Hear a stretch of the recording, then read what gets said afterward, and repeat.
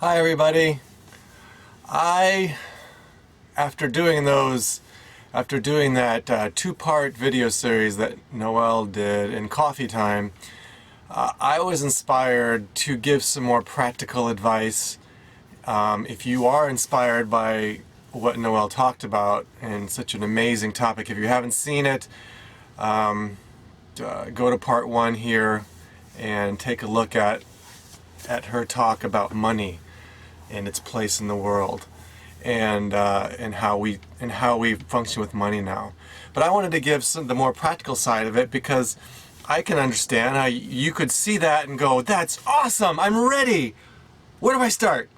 And the reality is we didn't go from a mortgage and 2 high-paying corporate jobs like we had to straight into a bus. I mean, that's not how it happened. It evolved over multiple years, over 3 years. This took time. So I just want to encourage you that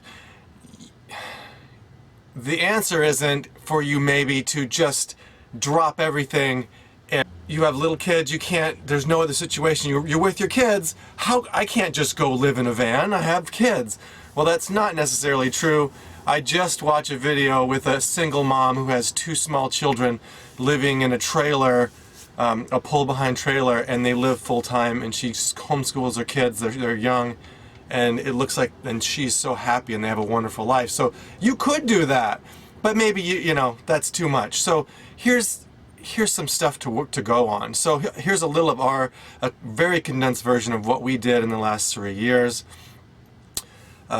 Noelle and I both had very good paying corporate jobs. I was IT, she was an HR director or assistant director, something like that, and I was a head of an IT department. Hated what I did. Do not like computers as far as working on them, but I was really good at it, always have been. So I couldn't just not do it because I was good and they paid me good. How can you leave that, right? Well, that's the question you may have. I may not like my job, but it's not hard and I'm good at it and I know how to do it. How can I just leave that? And that's a valid question. And the answer is you just do. So here's kind of what we did. We had a mortgage, and we just got finished remodeling the kitchen. Or I did it, since I'm a carpenter too. Remodeled the kitchen and other stuff to revamp the house to try and make it more a place we want it to be, since we're giving so much of our lifeblood, our money, towards paying for this place. We wanted to be there as much as possible, since it was so expensive to pay for that mortgage. It was taking up so much of our money.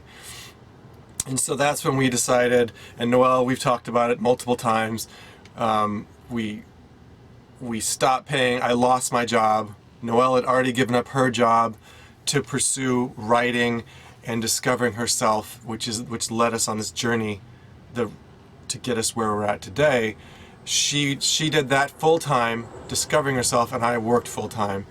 And once I lost my job, and I couldn't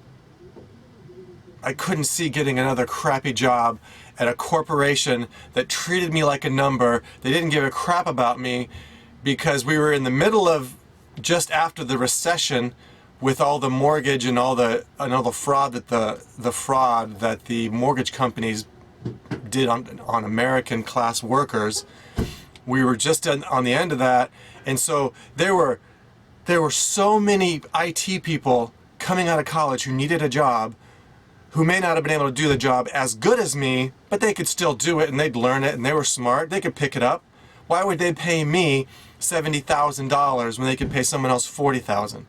And they didn't value what I had, and it was just, I'm a number. So I was so tired of being that number that I agreed, yes, let's get the heck out of this system. So we moved in the bus. And we did that for a year, and we loved it. It was great. And that was a paring down, getting rid of stuff, letting go of the mortgage. We tried to work on the short sale. I spent a lot of money faxing all this documentation to the bank I was working with. One of the big four that collapsed. So it wasn't one of the big four. That's all I'll say. And I would do it. You're approved for a short sale. Great. We'll get back with you in a week. Nothing for 2 weeks. Call them up. You're not approved. You need to reapply. Reapplied. You're approved for a short sale. We'll call you back in a week. I call back in 2 weeks with no reply from them. You're not approved. You need to reapply. This went on for 6 months, over and over again. I spent like $60 faxing because you couldn't email. They had to be paper. Like $60 faxing them over. And then finally, I just quit. I was like, this is ridiculous. They're not going to let me do a short sale. They're just going to let this go into complete foreclosure. They're going to write it off on taxes. And then they're just going to resell it or whatever they're going to do. Whatever. So they won't work with me. I can't work in this system. I just couldn't. So we were done with the mortgage. We stopped taking their phone calls and just, it's yours. It's not like I stole it. It's right there. There's the house. They can resell it to whoever they want, whatever they want. We tried to work with them. And then we moved from the bus into a relative's basement for a little while. At this time I was working part-time at Lowe's. Loved it. I worked between 20 and 30 hours a week. I had most of my time free. I was doing something I liked. I was working, helping people figure out projects, how to make stuff, how to, work on their decks, and I was working in the lumber department, and I really enjoyed that. It was really fun.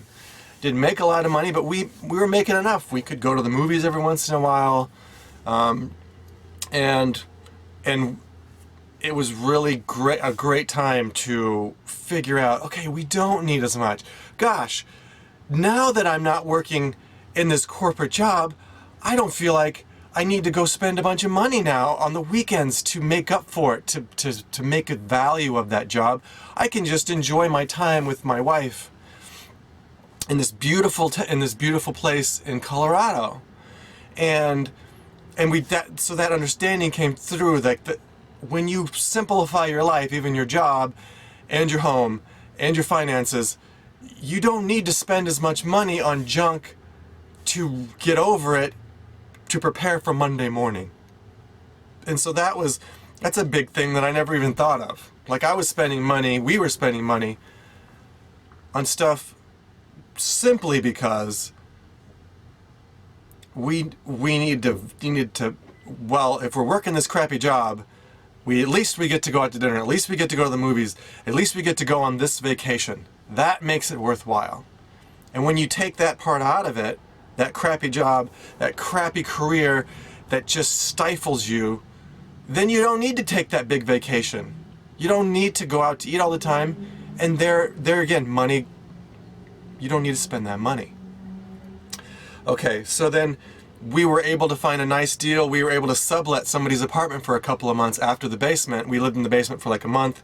Then we subletted someone's apartment for a while at a great price. It was a great apartment. We really enjoyed it. When that sublet was up, it was too expensive. So then we found another inexpensive apartment that we moved into, and we were there for, I don't know how many months, 6 or 7 months. And all this was done. The subletting, the apartment was done after we'd already cut up our credit cards. We cut up our credit cards and stopped paying them and stopped taking phone calls, and just decided the only way to do this is just get out. We can't keep paying little bit on the credit cards, which means we have to have better jobs. We got to just get out, and we have to make that decision. We are never using credit again. If we're gonna stop paying on these credit cards and cut them up, we're not gonna ever touch a credit card again. We're not going back in the system. That is what we're gonna do to make this valid. And that's what we decided. No more credit cards, no more. If we can't pay for it, we're not doing it. A side note, there was a time when credit cards weren't used nearly as often, and there was this thing called, oh my gosh, I just forgot the name of it. Oh my gosh, sorry. Layaway. You wanted to buy that bike for your kid, or you wanted to buy that big thing, you paid them an installment each month, and then when you had it fully paid, they would hand it to you. They didn't hand it to you ahead of time. You had the money. When you were given that stereo system or that thing that was so expensive, you owned it. It was yours. It was no longer this contract or leash around your neck. And so we've really gotten away from that in our society, and we just buy it and then pay for it later, and knowing that we can pay for it when we need to, and blah, blah, blah. And so in our society, we've really gotten sloppy, and I'm no different. We were the same way. When we got out of the system and we stopped paying our mortgage, we put all that money that wasn't going in the bus to paying off our credit cards. And we chopped our credit cards down to a really low number when we weren't paying our mortgage anymore. We just knocked them down to very low, not empty, still owe, still definitely owed money, but we knocked them way down. And then we're living in the bus, and just the freedom of living there, and knowing that we didn't have to go to that corporate job anymore, and that, wow, it was so exciting. And it's like, gosh, we have to pay these credit cards. I got to go get a full-time job again to pay. And it's just like, it's like, why don't we just get out of the system? Just get out. We just didn't feel like stuff happened with the credit cards that made us realize they weren't treating us like people, these credit card companies. They were treating us like a number, but they expected us to treat them like people. And it just realized this is a game. This isn't real.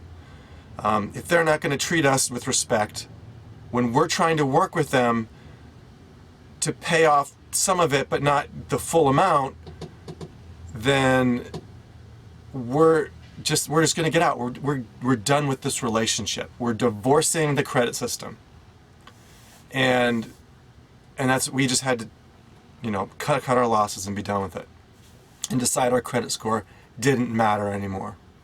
So on the side note of that, 1 year later, maybe a little over a year, we were at the bank, because we still have a bank, and we were at not the teller, but we were at a financial,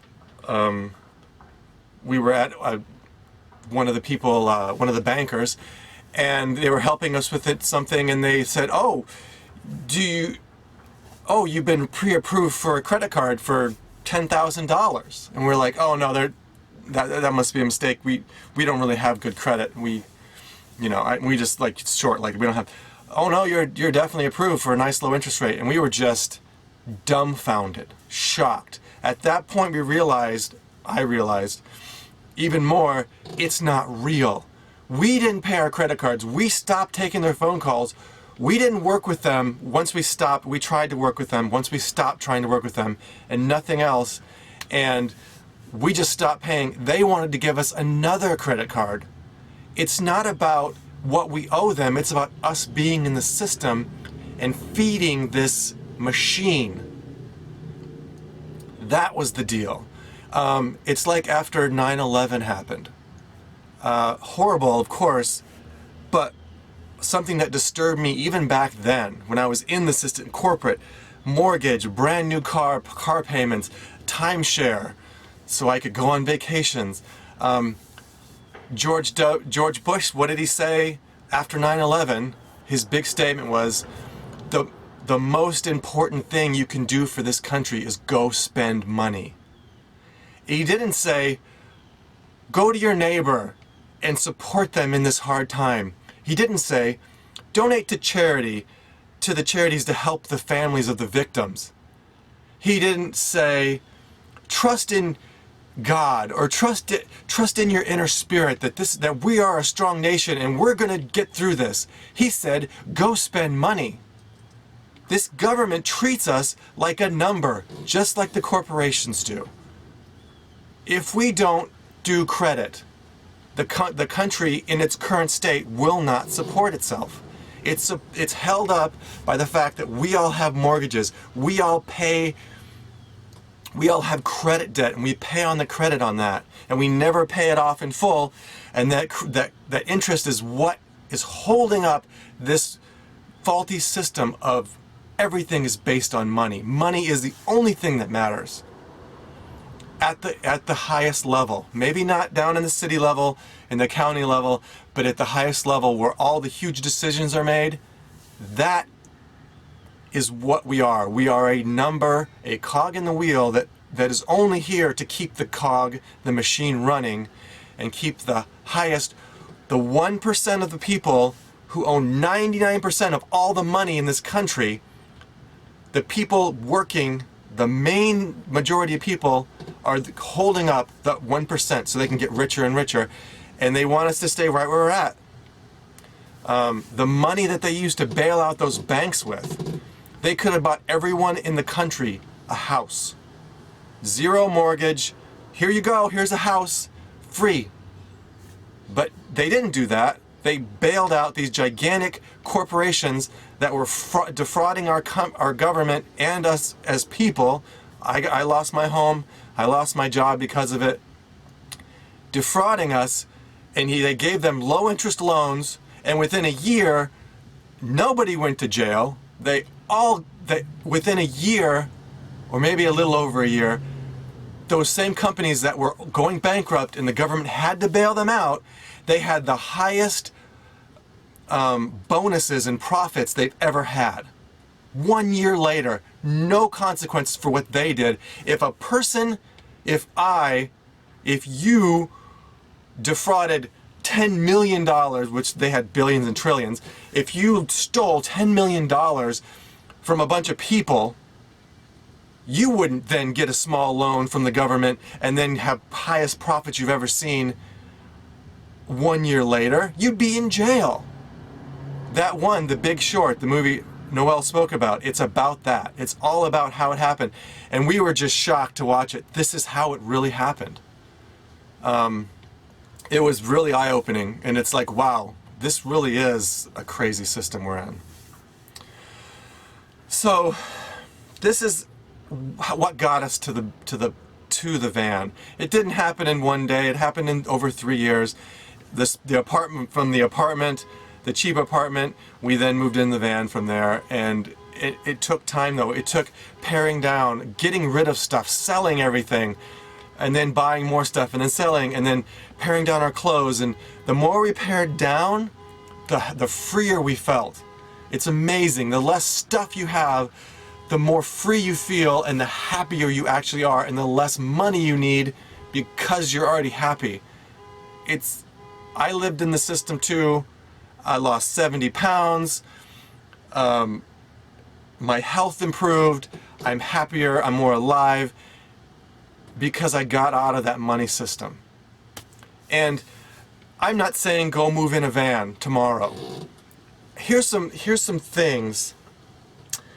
Here's some things that you can do right now if you want to start getting that way. Let's say you want to have a homestead. Let's say you want to live on a homestead off the grid, or you want to live,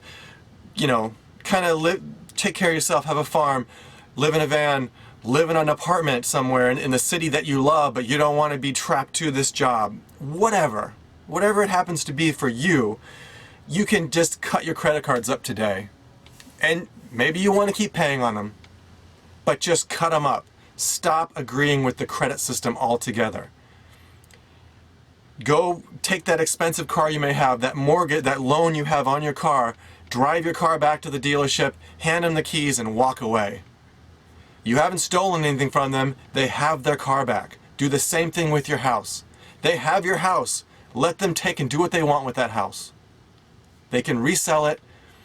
Your very expensive apartment, or the really nice 2-3 bedroom apartment, that costs you nearly as much as a mortgage might. Turn your keys in and walk away. So what if your lease is up? You still have 4 months, 5 months on your lease. Do you think that apartment company is not going to re-rent your apartment within the month? Yes, they are. They're going to re-rent it. So you could move out and keep paying and pay off that debt, and then they're going to be getting your money for the rent, and they're going to be getting the money from the new tenant for that rent. Doesn't make any sense. You didn't steal anything from them. They're going to re-rent it. So just get out of it. Let them do what they want. Let them take your credit score. with all the stuff we did, we were able to fill out an application and pay and get an apartment with our credit score as low as you could possibly get. They wanted to give us another credit card with the credit score as low as we could get.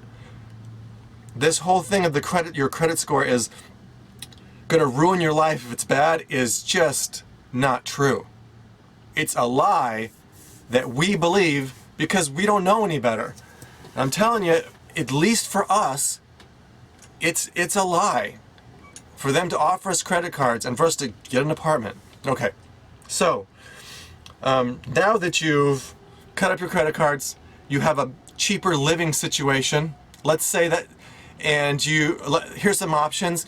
I've seen on YouTube somebody buys a cheap RV that doesn't even run, like a big one, but it doesn't even run, and they have it towed to an RV lot, and they park it on an RV lot, and they live in it, and they pay like, very cheap rent to live there, and they plug it in, and they have water and all this stuff and sewage, and they live at an RV park in that RV that may not even run, but they got it for dirt cheap. For 1 month's rent of their house or apartment, they got an RV. You could live with family a little bit. You could sublet. You could rent someone's room out. There's so many things you could do other than just living on the road and being houseless, I should say. So now that you've figured out your housing, you bought a car that you can actually afford, and you bought it with cash or something like that, and you've cut up your credit cards. Now look at your job. Let's say you have a family with multiple kids, and you've done these things, and you've got a smaller car. And after you've done those, do you really both of you need to work? Do both the husband and wife need to work? Well, if the answer is probably no now someone can stay home with the kids and not pay for for daycare, or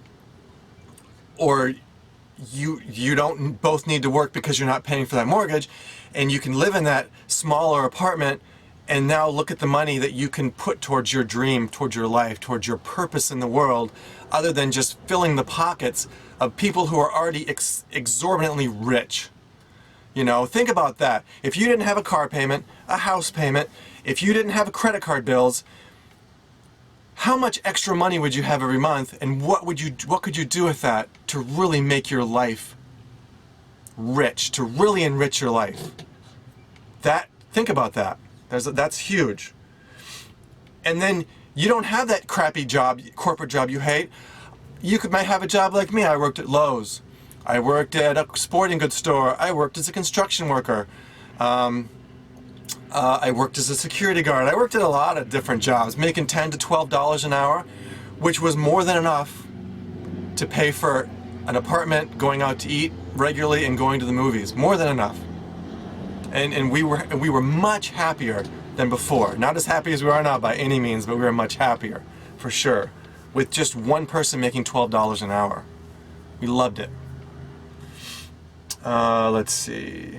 And then the other thing you can do right now is look around, and what do you have extra? What don't you need anymore? What isn't important in your life? Do you really need the next iPhone? Or is your iPhone 5 okay? Do you really need the latest and greatest computer? There's so many things. Oh my gosh, it's so easy to get sucked up in all the things out there that you could buy that are so cool, that are different. Do you really need those wireless headphones? Is that wire really hurting you? I look at the wireless headphones when I go to Walmart or to Target and go, that is freaking cool. I like that. Man, that's cool. But then I go, but I love my life better. I love that I have 2 cotton t-shirts. I have 2 shirts that are breathable for when it's really hot. I have one pair of shorts, 1 swimsuit, 2 pair of pants. I have the long sleeve shirt, I have a hooded sweatshirt, and I have a vest. That's all the clothes I own, and I cut in some socks and stuff. That makes me happy that I have those things. I have a pair of flip-flops, and I have a pair of shoes. 1 pair of shoes.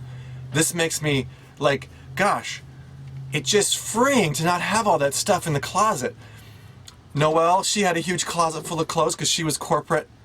I had work stuff. I had, oh my gosh, so many hobbies. To get rid of that. And everything I got rid of, once I got in the mode of getting rid of it, and Noelle did too, it was like, look, what else can we get rid of? What else can we sell? What else can we put on eBay? We don't need anymore. Oh, I have 3 old iPods or phones or whatever. Let's get those on eBay and get us our money on those. Okay, we have this money. Let's put that towards the thing we really want in our life that's really going to make us happy. So, okay, 2 more things, and then I'll be done. So here's the one that Noelle wanted me to be sure to mention. So the one credit card debt or the one debt you cannot say I'm not paying it is college loans. That's the one, no matter what, you got to pay them. That is, there's no way you can't go into bankruptcy and not pay them. There's no way. So if you're in the situation and you don't have a lot of money, and those college loans are holding you back, because I mean they're expensive. There's a program called income-based repayment plan. Income-based repayment plan. It is a government program that will pay if you are not making enough money, a certain amount of money after college, you do not have to pay your college loans. The government will pay for them. It's impossible to find. If you type in income-based repayment plan, there's lots of information on it. But it only works on government loans, not on private loans. But on government loans, you may have to call them up and say, where do I find it? Because they bury it on their website, but it's there. And Noelle hasn't paid on her college loans in like 4 years once we found this. And every year it's all based on your income. And even when I was working in a corporate job, I was making $20 an hour. So it's not like I was making gobs of money. But at $20 an hour, we qualified for this income-based repayment plan. So it's not if you make a crap load of money. You could make at my IT job $20 an hour, and we qualified, and we didn't have to pay them anymore. And it's a government plan. The money's there. The money's sitting there in whatever bank, and for you to use, but you have to actually go use it. So do it. It's not stealing. This is a government to help you if you didn't find that job that you were promised when you got that degree, that you thought you would get after that degree, and you're not making as much as you thought. Try it. Sometimes they won't pay. They pay all of ours, but they can do portions of it. They'll pay 50% of it for you. You only have to pay half. And then the last part of that is if you can't pay for 10 years straight, 10 years in a row, you cannot pay, or you qualify for the 0 like we do. After that 10 years, your debt is completely wiped out. Free and clear, no more debt. That's pretty cool. And that's something that's an option now today. Okay, so I can hear some of you out there. I can hear you. You're saying, but this isn't fair. The fact that you get to go walk on the beach, and the fact that some people are just going to say, screw it, I'm not going to have my mortgage anymore. I have to because I feel like I have to. And it's not fair to me that you do that. And I would say to you, this is an analogy I would give to somebody who would say that. I understand what you're saying. I was in the system too. So here's my analogy. So 1%, the top 1% of people in this country own 99% of all the money in this country. Okay? So the rest of us are supporting that 1%. This platform that all the middle class and lower class are holding up. Like this, we're holding it up, right? We're all holding it up so that 1% can have their 3rd yacht and their 10th home and their houses in the villa in Italy, whatever, this top 1%. They own all the money.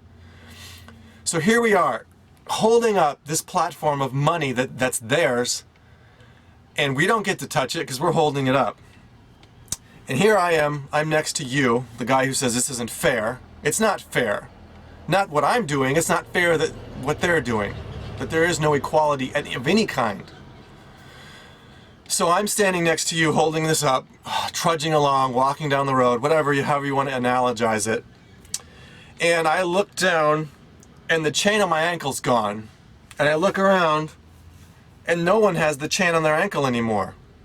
It's not there. Maybe it was never there. Who knows? The chain's gone. I look around and there are no guards. The guards are gone. The guards that used to be out there watching are gone. Looking around, I walk for a week. I walk for a month. I'm looking. No guards. No chain. Why am I still holding this platform up?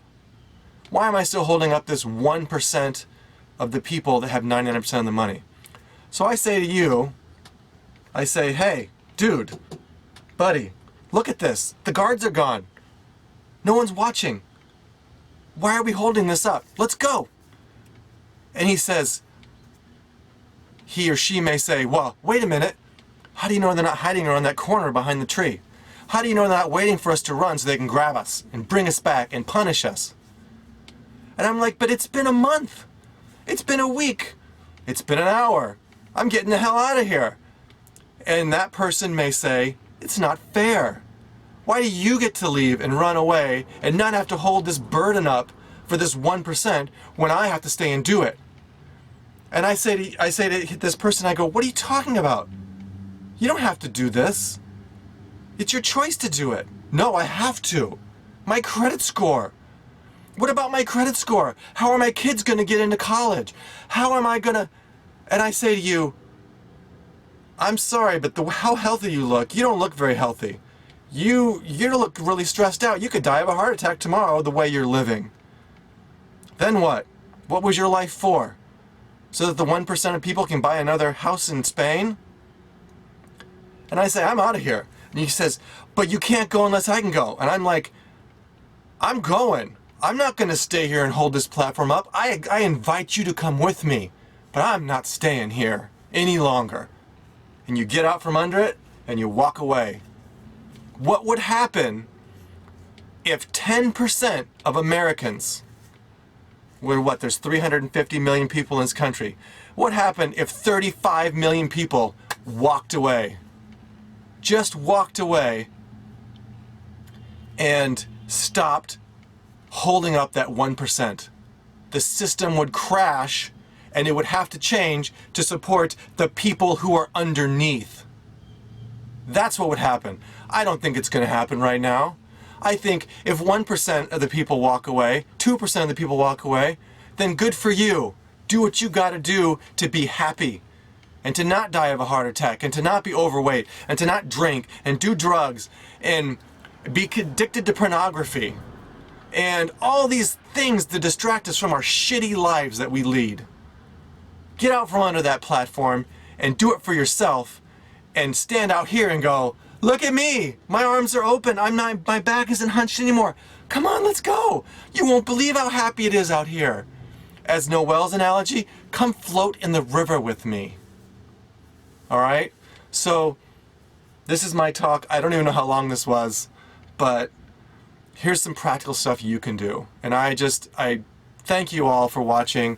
And if you don't get it, that's fine. If you think that we're freeloaders, that's fine.